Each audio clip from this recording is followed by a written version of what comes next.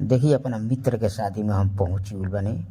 बहुत ही दुल्हा के ड्रेस में भाई हमारा इतना अच्छा लागता और उनकर मम्मी भी साथ में बाड़ी। हमहू आगे आके चलो तनी वीडियो में हमारा बन रह जा।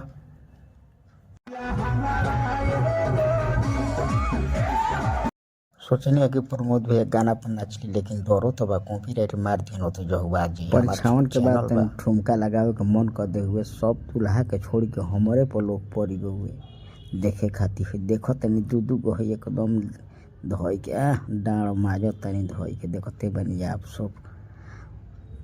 नहीं मजा आवे ना मित्र के शादी में एंजॉय कोई नहीं हुई। देखो तीनों साथ में गर्दा को देनी।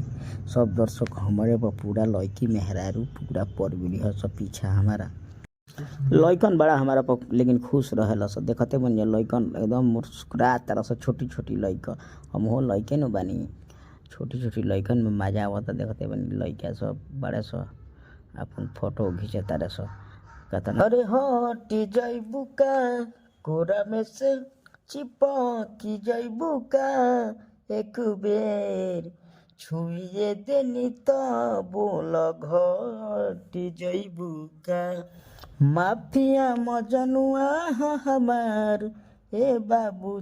शाम हो गल ओकरा बाद हमने के निकल चुकल बन जा। अब बाराती दूल्हा मुस्कुराता रहे एकदम आगा के बोनट पर बैठ गई बना दूल्हा। देखते मनी गाड़ी हर चलतिया हो जा उतर के अब ससुरारी में हमने की हेलल जाई।